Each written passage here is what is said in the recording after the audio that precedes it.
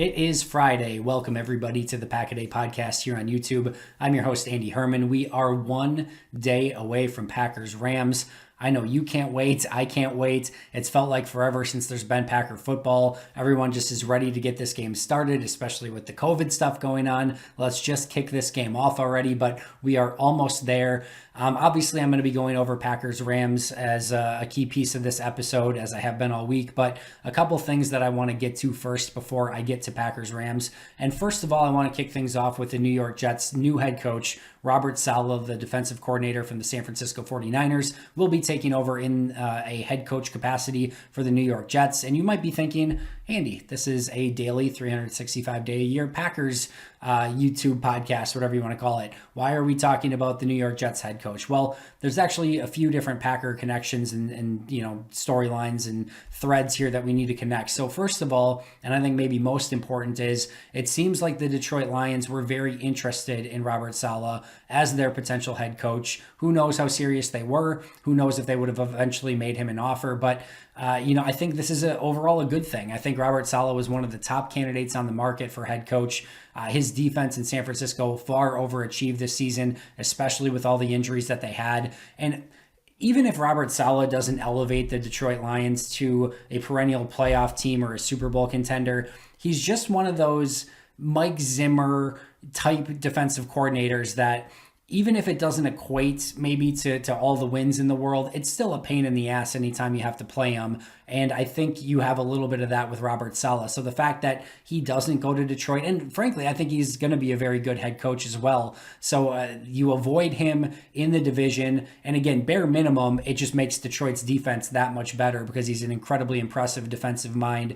He's going to get that team motivated. And I'm much happier to see him in the green of the New York Jets rather than the silver and blue of the Detroit Lions. So I think, first of all, that's a win for Green Bay. At least as of now, we'll see who they ultimately end up with as the head coach in Detroit. If it's somebody better, maybe if it's a Brian Daboll from the Bills or something like that, then yeah, maybe we could have this conversation again later. But for now, I feel like this is at least a slight bullet that's dodged. And the next kind of thread that kind of combines things together here is Mike LaFleur, who is Matt's brother, of course, who is an offensive assistant for the 49ers. He will be following Saleh to the New York Jets and go over as their offensive coordinator. So first of all, we'll have another LaFleur calling plays in the NFL, which will, of course, be interesting. But maybe more importantly, these two moves definitely hurt the San Francisco 49ers, who, when they get healthy next season, and we'll see if they bring back, Jimmy Garoppolo, or if he's their quarterback, they're going to get Nick Bosa back. Kittle will be healthy for the year. Their wide receivers were, just that whole team was banged up the entirety of the year. You got to figure that that's a team that's going to contend again next year when everyone's healthy. Now they don't have their super bright-minded defensive coordinator, and they don't have LaFleur as, one of their great young offensive minds as well. So taking those two away from San Francisco makes them worse as well. So you have the LaFleur connection, you've got the Detroit Lions connection, and of course this potentially makes the San Francisco 49ers maybe a little bit worse as well. So I think all the way around, this is a win for the Green Bay Packers. Maybe the one downside is, had Nathaniel Hackett gone somewhere else and maybe taken a head coach position, it's possible that Mike LaFleur maybe would have been in play as an offensive coordinator at some point. That's obviously not going to be the case anymore. He will be the offensive coordinator for the Jets, and we'll see if he eventually maybe gets some head coaching looks. I mean, how absolutely typical would it be if in a couple years after Ryan Pace or Mike Zimmer are gone to see Mike LaFleur come waltzing in and copycatting the Packers and trying to bring in a LaFleur to have some level of success, because that's just so peak Chicago Bears and Minnesota Vikings. So we'll see. Hopefully that doesn't come to fruition and we don't have LaFleur versus LaFleur in the NFC North anytime soon. But in the meantime, he will be calling plays for the New York Jets. The other big hire, Urban Meyer, goes to the Jacksonville Jaguars.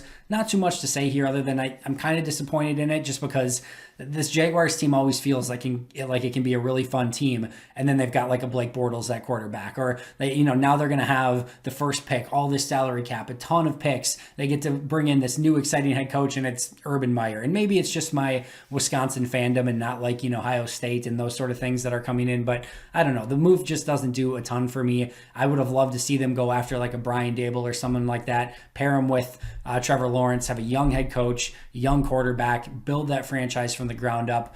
We'll see. Having somebody who can build an organization and a franchise in Urban Meyer certainly could do that team well. He's going to have really great assistants. We'll see how he, fills the offensive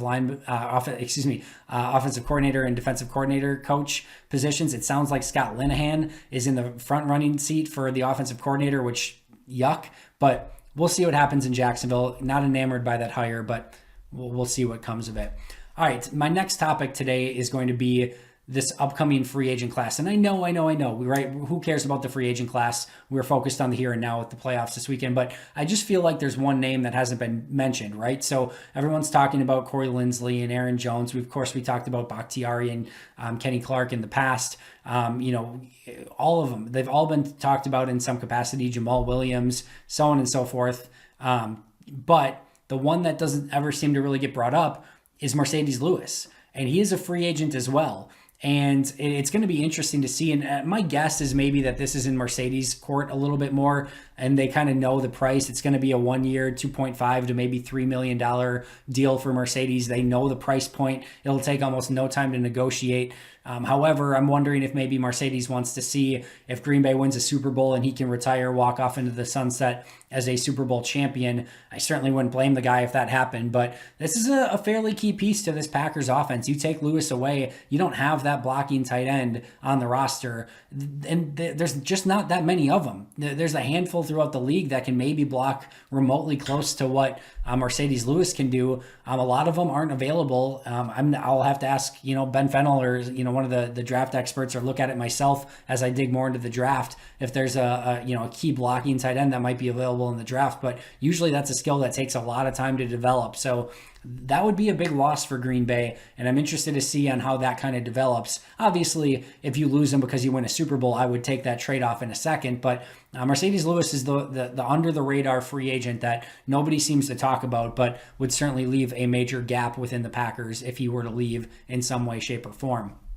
All right, next up, my three key players to this. I'm going to rephrase that completely, because these are not the three key players. Your Devontae Adams, your Aaron Rodgers, all of those guys are key players, but three maybe X factors, three under the radar players for this Packers game that I think are going to need to have, maybe big games, or could have big games, or at least make an impact one way or the other in this Packers-Rams game. I'm going to give one offense, one defense, and one special teams. I'm going to start on defense. I'm going to go with Dean Lowry. Dean Lowry is somebody who really struggled at the beginning of the season. I thought he was playing the worst football of his career. Over the course of the last month, maybe month and a half, it's been much better. It's been solid. Has it been great? No, but it's been solid. You can win with the level of play that Dean Lowry has been putting out for the last month and a half. But every year, it seems like Dean Lowry has one game where he just goes off. He's like a bonkers game for no reason whatsoever. And we haven't exactly had that from Dean Lowry yet. And I've seen his play pick up. He's been playing better. He's playing with more confidence. I just have a feeling, for some reason, that Dean Lowry is going to make a big play or maybe have a big game. He seems to have one out of nowhere every year, and I think this might be the game that it happens. The Rams' offensive line can be a little bit susceptible on the inside. Maybe it's a big run stop on a third or fourth down. Maybe it's a forced fumble. Maybe it's a sack in a key moment. I don't know what it's going to be, but I just have a feeling, just call it a hunch, that Dean Lowry is going to play a role in this game in some way, shape, or form. On the offensive side of the ball, I'm going Allen Lazard. And we saw against the Saints in a playoff type game when they had to have somebody step up, that Allen Lazard was able to do that. 8 catches, 146 yards, and a touchdown. I don't think he has to be on that level in this game, but you're going to need to see Allen Lazard be effective in the red zone. You're going to have to see him mostly be effective on some of those 3rd and 8s, 3rd and 9s, where he's going to work the middle of the field. They're going to key on Devontae. They're going to try to take away Tonyan in the red zone. How much do you want to trust MVS in some of those situations? This is going to be some plays where I think Allen Lazard's going to have to convert some big third downs, maybe a 4th down, maybe a red zone situation. I think he needs to come up clutch in this game. And we've seen in the past, we saw it against Detroit a season ago. We saw it against New Orleans this year. Allen Lazard has that ability to be that type of player. It's been a little while since he's had that type of game. I think he's going to need that type of game against the Rams, with them having so much focus with Ramsey and Adams and so on and so forth. Look for Allen Lazard as an X factor on offense in this game. And then on special teams, I got to go J.K. Scott.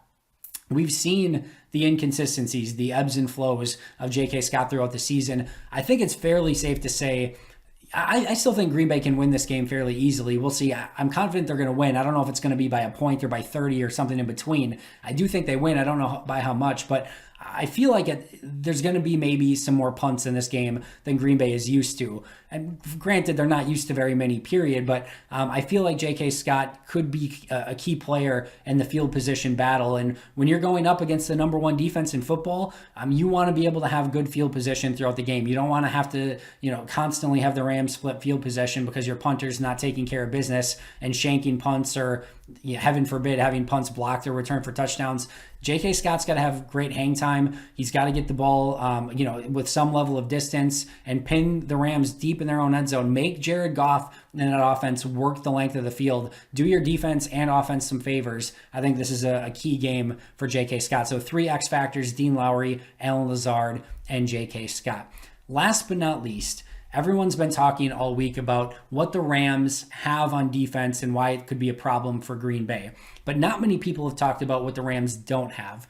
And there were 4 games this season, 4 games where the Packers were held to 24 points or less. And there was one theme throughout all 4 of those teams that they had in common, and that was fast, physical, and really good linebackers. If you look at the Bucs, right? Levante David and Devin White were 2 wrecking balls coming from the linebacker position, playing fast, playing downhill, getting to the ball carriers, getting to the second level to break up. Like, they were doing everything. They were a nightmare in that game. That gave Green Bay problems. The Vikings, Eric Kendricks in that game, really big game for him. He was all over the place. That caused problems for Green Bay. Jaguars, Miles Jack, sideline to sideline, middle linebacker. That he played a factor in that game. And then the Panthers, Shaq Thompson, but also Jeremy Chin. Jeremy Chin had a huge game in that game. Fast, hybrid type linebacker safety, sideline to sideline, fast flowing, aggressive linebacker to the football. The Rams just don't have that caliber of player. They've got some speed at linebacker, but they don't have the caliber of players of the guys that I just mentioned. Now, even, Green Bay's faced some better linebackers. They faced Fred Warner and Darius Leonard, and they've still been able to put up some points. Demario Davis for the Saints, Eric Kendricks in the other game against the Vikings. So they faced good linebackers and still put up points. But in the 4 games where they were held to 24 points or less, those teams had fast-flowing linebackers that could get to the ball carrier and play the pass as well. I don't see the Rams having that. And I don't think that they're going to be able to contain Green Bay. I think that's maybe a weakness that Green Bay can exploit a little bit. So it's great to focus on what the Rams do have, the Aaron Donalds, the Jalen Ramseys, the John Johnsons, all of it. But they don't have great play within their inside linebackers, and I think that could be a factor to their detriment in this game as well. That's going to do it for me today. Thank you so much for following along. Make sure to subscribe if you haven't already. Make sure to check out the podcast today, which is actually Ben Fennell and myself on a special Friday edition of the podcast. We switched with Andrew and Kyle this week, so make sure to check that out. About 30 to 45 minutes with Ben Fennell breaking down Packers-Rams. You're not going to want to miss that, so make sure to download the Pack-A-Day podcast wherever you get your favorite podcasts and check that out today as well. That does it for me. Thanks for listening. I'll be back tomorrow for game day edition of the podcast. But until next time, and as always, go Pack Go.